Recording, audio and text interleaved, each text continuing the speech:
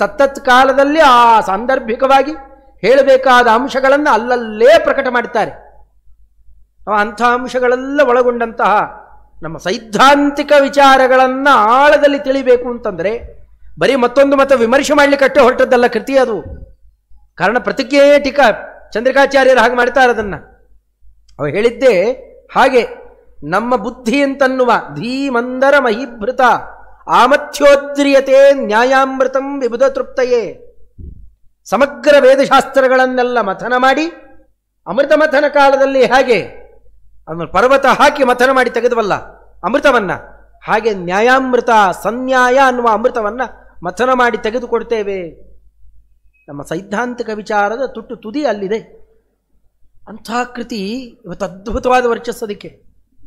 ಆ ಕೃತಿಗೆ ವ್ಯಾಖ್ಯಾನನೇ ಮಾಡಲಿಲ್ವಲ್ಲ. ಅದರಿಂದ ಏನಾರ ಅಯಶಸ್ಯಾತ್ ಅಪಕೀರ್ತಿ ಏನಾರ ಬಂದೀತಾ? ಬೇಕಾಟು ವ್ಯಾಖ್ಯಾನ ಮಾಡಿದರು, ಇದೊಂದಕ್ಕೆ ಮಾಡಲಿಲ್ಲ.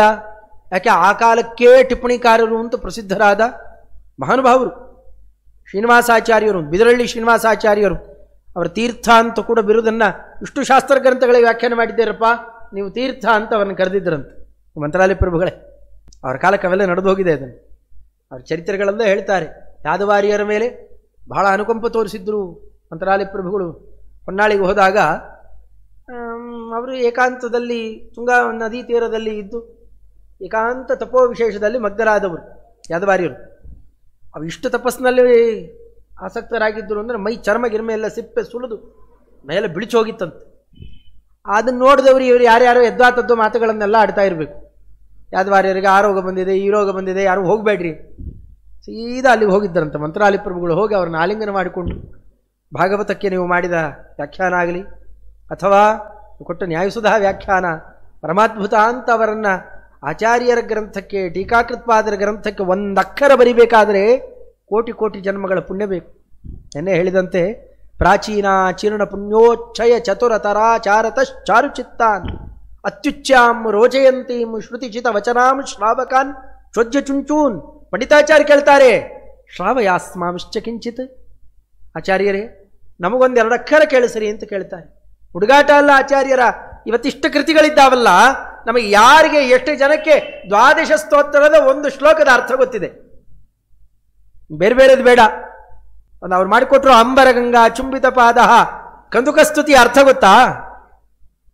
ಹುಡುಗಾಟ ಅಲ್ಲ ಆಚಾರ್ಯರ ಗ್ರಂಥ.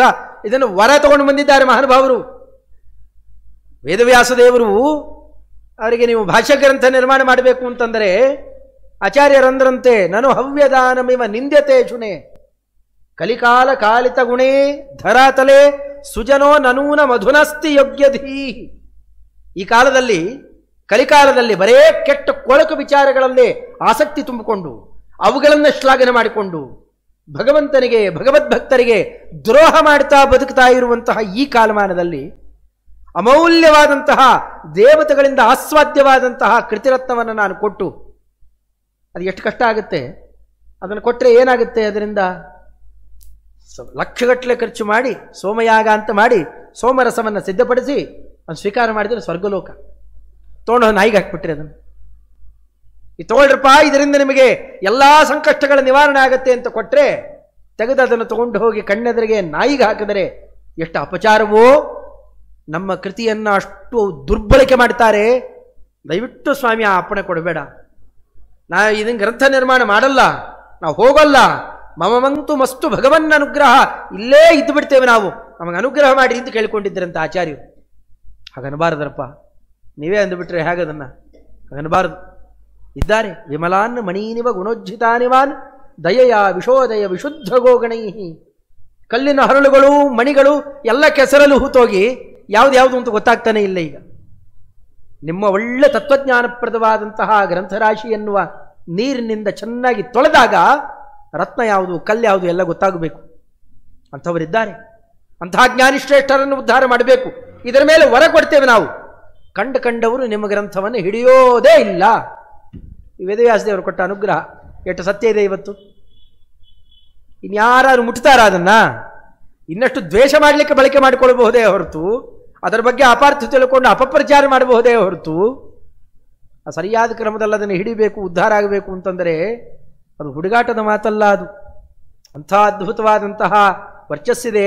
ಅಂತಹ ಕೃತಿರತ್ನಕ್ಕೆ ಟೀಕಾಕೃತ್ಪಾದರು ಅವರ ಗ್ರಂಥಗಳಿಗೆ ವ್ಯಾಸರಾಜ ಇವರೆಲ್ಲ ವ್ಯಾಖ್ಯಾನ ಮಾಡಿಕೊಂಡು ಬಂದದ್ದಕ್ಕೆ, ವ್ಯಾಖ್ಯಾನ ಅಂದರೆ ಅದು ಅತ್ಯದ್ಭುತವಾದಂತಹ ಮಹತ್ವಪೂರ್ಣ ವಿಚಾರ. ಅಂತ ಟೀಕಾಗ್ರಂಥಕ್ಕೆ ನ್ಯಾಯಸುಧಾಕ್ಕೆ ವ್ಯಾಖ್ಯಾನ ಮಾಡಿದವರು, ಯಾದುಪತ್ಯ ಅಂತ ಟಿಪ್ಪಣಿ ಕೊಟ್ಟವರು ಯಾದವಾರಿಯವರು, ದೊಡ್ಡ ಜ್ಞಾನಿಗಳು. ವೇದವ್ಯಾಸದೇವರು ಕಲಾವನಂಬನ ಕೊಡ್ತಾ ಇದ್ದಂತೆ. ಅವರನ್ನು ಹೋಗಿ ಅವರ ಮನೆಗೆ ಹೋಗಿ ಅವರ ಬೇಕಾಷ್ಟು ಕೊಂಡಾಡಿ ಬಂದಿದ್ದರಂತೆ ಮಂತ್ರಾಲಯ ಪ್ರಭುಗಳು. ಅವರ ಶಿಷ್ಯರೇನೇ ಶ್ರೀನಿವಾಸ ಆಚಾರ್ಯರು ಅಥವಾ ಶ್ರೀನಿವಾಸ ತೀರ್ಥರು ಅಂತ ಕರೀತಾರೆ. ದೊಡ್ಡ ಟಿಪ್ಪಣಿಕಾರರು, ಅವ್ರ ಮಕ್ಕಳು ಟಿಪ್ಪಣಿಕಾರರು, ವೆಂಕಟಪತ್ಯಾಚಾರ್ಯರು ಅಂತ. ಇವರದಲ್ಲಿ ಪರಂಪರೆನೇ ಆಗಿದೆ. ಅಂಥವ್ರನ್ನ ಆ ಕಾಲಕ್ಕೆ ಮಂತ್ರಾಲಯಕ್ಕೆ ಬಂದಿದ್ದರಂತೆ. ಮಂತ್ರಾಲಯಕ್ಕೂ ಅಥವಾ ಬೇರೆ ಎಲ್ಲೋ ತಾವೆಲ್ಲಿದ್ದರು, ಚಾತುರ್ಮಾಸ್ಯ ಕಾಲ ಬಂದಾಗ ಅವ್ರು ಮಂತ್ರಾಕ್ಷತೆ ಕೊಟ್ಟು ಅವ್ರಿಗೆ ಆದರ ಆತಿಥ್ಯ ಎಲ್ಲ ಮಾಡಿ ಕಳಿಸಿ, ನಿಮಗೆ ನಿಮ್ಮ ಗುರುಗಳಿಗೆ ಅಂತೆಲ್ಲ ಮಂತ್ರಾಕ್ಷತೆ ಕೊಟ್ಟು ಕಳಿಸಿದ್ರಂತೆ ಮಂತ್ರಾಲಯ ಪ್ರಭುಗಳು. ಹುಡುಗಾಟಕ್ಕೆ ತಾವೇನೋ ಕೈಯಲ್ಲಿ ಕೊಟ್ಟಿದ್ದು ಅಂತಲ್ಲ, ರಾಮದೇವರಿಗೆ ಆಚಾರ್ಯರಿಗೆ ಅಲ್ಲಿ ವ್ಯಾಸಮುಷ್ಟಿಗೆ ಅರ್ಪಣೆ ಮಾಡಿದ್ದು ಅಂತ ಕೊಟ್ಟು ಕಳಿಸಿದ್ದಾರೆ. ಗುರುಗಳಿಗೆಲ್ಲ ತೆಗೆದು ಮಂತ್ರಾಕ್ಷತೆ ಕೊಟ್ಟರಂತೆ. ಫಳಫಳ ಹೊಳಿತಾ ಇದೆ, ಒಳ್ಳೆ ಅದ್ಭುತವಾದಂತಹ ಕ್ರಮದಲ್ಲಿದೆ. ತಮಗೆ ಕೊಟ್ಟಿದ್ದೇನೆ ತೆಗೆದು ನೋಡ್ತಾರೆ, ಅಲ್ಲೇ ಪಕ್ಕಕ್ಕಿದೆ, ಕಪ್ಪಾಗಿಬಿಟ್ಟಿತ್ತಂತೆ. ಶ್ರೀನಿವಾಸ ತೀರ್ಥಾಚಾರ್ಯ ಯಾಕೆ ಹೀಗಾಗಿ ಹೋಗಿದೆ ಗುರುಗಳಲ್ಲೂ ಹೋಗಿ ಕೇಳಿದ್ರು. ಏನೂ ಅಪಚಾರ ನಡೆದಿದೆಯಪ್ಪ, ಏನು ಮಾಡಿದ್ದೀನಿ ಅನಿಸ್ಕೊ ಅಂದ್ರಂತ. ಇಲ್ಲ, ನಾ ಏನು ಅಪಚಾರ ಮಾಡಿಲ್ಲ. ಊಟ ಕೂತಾಗೇನೋ ಸಾಸಿವೆ ತಗೋತಾರವರು, ಸಾಸಿವೆ ಹಾಕಿಬಿಟ್ಟಿದ್ರು, ನಮಗ್ಯಾಕೆ ಬೇಡಪ್ಪ ಅಂತ ಅದನ್ನು ಎತ್ತಿಟ್ಟಿದ್ದೆ, ಅದೇ ಅಪಚಾರ. ದೊಡ್ಡವರು ಗೊತ್ತಿದ್ದು ಸುಮ್ಮನೆ ಮಾಡ್ತಾರಾ? ಅದು ಬೇಕಾಷ್ಟು ವಿಚಾರವನ್ನು ಮಾಡಿ ಅರ್ಥಪೂರ್ಣವಾದ ಆಚರಣೆಯನ್ನು ತಂದಿರ್ತಾರೆ. ಅವ್ರಿಗೆ ವಿರುದ್ಧ ನಡೆಯೋದಕ್ಕಿಂತಲೂ ಕೂಡ ಇನ್ನೇನು ಅವ್ರಿಗೆ ಅಪಚಾರ ಹೆಚ್ಚಿಂದ ಬೇಡ, ಮತ್ತೋಗಿ ಅವರಲ್ಲಿ ಹೋಗಿ ಪ್ರಸಾದ ಸ್ವೀಕಾರ ಮಾಡಬೇಕು ಅಂತ ಕಳಿಸಿದ್ರಂತೆ. ಮಂತ್ರಾಲಯ ಪ್ರಭುಗಳು ಚಿಕ್ಕ ಚಿಕ್ಕ ಆಚರಣೆ ಅಷ್ಟಿತ್ತು ಅಂತ ಅವರನ್ನು ಕೊಂಡಾಡ್ತಾರೆ. ಅಂಥದ್ದು ಆ ಕಾಲಕ್ಕೆ ಆ ಶ್ರೀನಿವಾಸ ತೀರ್ಥಾಚಾರ್ಯರ ಗ್ರಂಥಗಳನ್ನು ನೋಡಬೇಕು. ಅವ್ರದ್ದು ಅಪಾರ, ಪ್ರಾಯ ಎಲ್ಲ ಟೀಕಾ ಗ್ರಂಥಗಳಿಗೆ ವ್ಯಾಖ್ಯಾನ ಇದೆ, ನ್ಯಾಯಾಮೃತಕ್ಕೆ ವ್ಯಾಖ್ಯಾನ ಇದೆ, ಎಲ್ಲ ಕಡೆಯಲ್ಲಿ ವ್ಯಾಖ್ಯಾನ ಇದೆ. ಮಂತ್ರಾಲಯ ಪ್ರಭುಗಳು ಮಾತ್ರ ನ್ಯಾಯಾಮೃತಕ್ಕೆ ವ್ಯಾಖ್ಯಾನ ಮಾಡಲಿಲ್ಲ ಅಂತ ಏನಾರ ಅಪಕೀರ್ತಿ ಬರಬಹುದಾ? ಇಲ್ಲ ಅಂತ. ಅದಿನ್ನೂ ಕೀರ್ತಿಯನ್ನೇ ಹೆಚ್ಚು ತರುತ್ತೆ. ಯಾಕೆ ಅಂತಂದರೆ ತಮ್ಮ ಗುರುಗಳು ಅಂತಂದರೆ ಪರಮಗುರುಗಳು ವಿಜೇಂದ್ರ ಸ್ವಾಮಿಗಳವರು ವ್ಯಾಖ್ಯಾನವನ್ನೇನು ರಚನೆ ಮಾಡಿದ್ದಾರೆ. ಆಮೋದ, ಅದು ಗುರುವಾಮೋದ, ಲಘ್ವಾಮೋದ ಅಂತೆಲ್ಲ ಹೆಸರಿದೆ. ಲಘ್ವಾಮೋದ ಇವತ್ತೆಲ್ಲರ ಕೈ ಸೇರಿರೋದು. ಬೇರೆ ಬೇರೆದ್ರ ಬಗ್ಗೆನೂ ಇನ್ನೂ ಹೆಚ್ಚು ವಿಮರ್ಶೆ ನಡೀತಾ ಇದೆ, ಬರೆದಿದ್ದಾರೆ ಅಂತ ಸುದ್ದಿ ಇದೆ. ಅಂಥ ಅದ್ಭುತವಾದ ಕೃತಿರತ್ನವನ್ನು ಅವರು ಕೊಟ್ಟಾಗ ನಾವು ಮತ್ತೆ ಅದಕ್ಕೆ ಪ್ರತಿಯಾಗಿ ಗ್ರಂಥ ರಚನೆ ಮಾಡಬಾರದು ಅಂತ ಅನ್ನೋ ದೃಷ್ಟಿಯಲ್ಲಿ ನೀವು ಗ್ರಂಥ ರಚನೆ ಮಾಡಿಲ್ಲ. ಆದ್ದರಿಂದಾಗಿ ರಾಘವೇಂದ್ರ ಯಶಸ್ಯಾತ್, ಮಂತ್ರಾಲಯ ಪ್ರಭುಗಳೇ ನಿಮಗೆಂದೂ ಆ ಯಶಸ್ಸು ಬರಲಿಕ್ಕೆ ಸಾಧ್ಯವೇ ಇಲ್ಲ.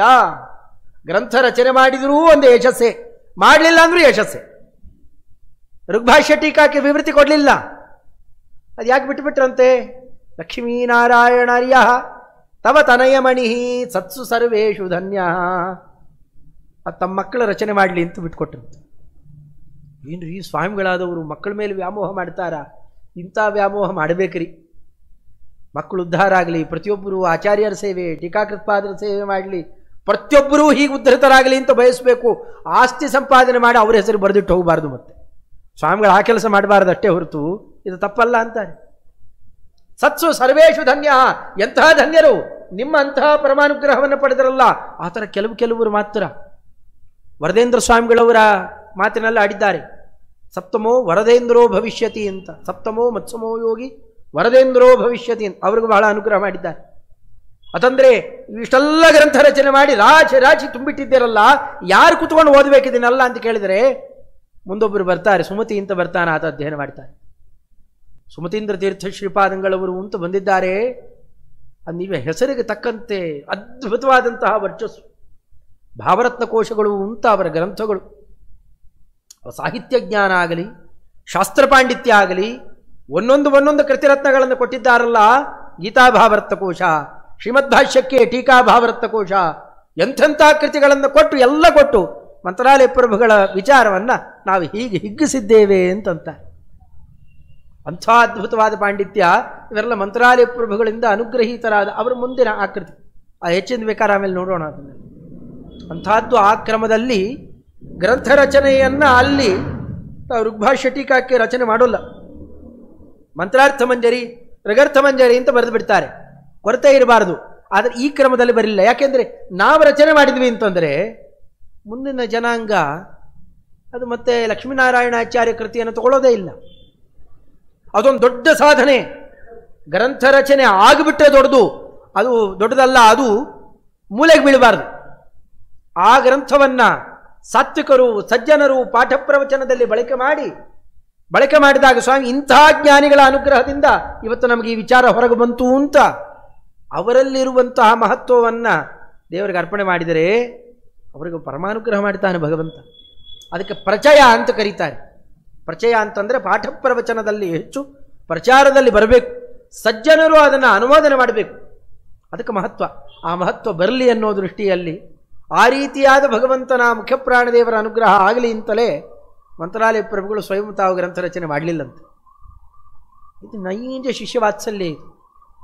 ಅಂಥದ್ದನ್ನು ಅಪಾರ ಕ್ರಮದಲ್ಲಿ ಅವರ ಕೃತಿರತ್ನಗಳಲ್ಲಿ ನೋಡಬಹುದು.